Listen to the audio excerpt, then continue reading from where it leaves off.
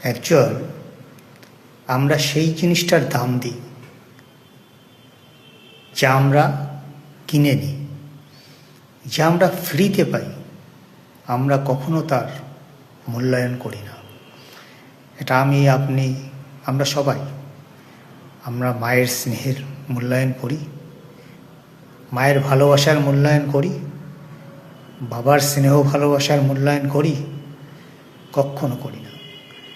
যখন প্রান্তিক বয়স এসে যায় তখন আমরা অনুভব করি, কারণ তখন আমরা ওই রোলটাকেই প্লে করি।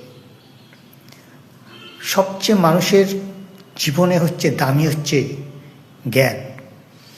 যে মানুষটা মধ্যে জ্ঞান নেই তার মধ্যে অ্যাকচুয়ালি কিচ্ছু নেই। আর সবচাইতে শক্তিশালী অস্ত্র হচ্ছে ধৈর্য। ধৈর্য না থাকলেও আপনার সফল হওয়ার সম্ভাবনা খুব কম। আর সবচাইতে নিরাপদ আশ্রয় হচ্ছে বিশ্বাস।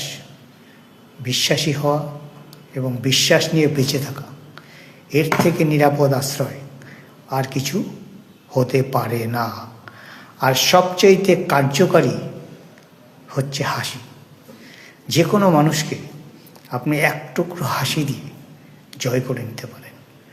আর এই যতগুলো কথা বললাম, প্রত্যেকটি পয়সাই, প্রত্যেকটি কাজই আমরা ফ্রিতে পাই। প্রত্যেকটি জিনিসই আমরা ফ্রিতে পাই, এর জন্য আমাদের কোনো পয়সা ইনভেস্ট করতে হয় না। তাই আমরা এসবের কখনো মূল্যায়ন করি না।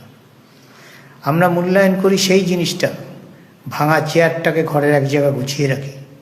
যে জিনিসগুলো আমরা কিনেছি তার জন্য সেই সব ভাঙাচোরা জিনিস যা আমার জীবনে কোনো কাজে লাগবে না, তাকে রাখার জন্য একটা আলাদা ঘর করে রাখি, যার মধ্যে সেই আবর্জনাগুলো থাকে।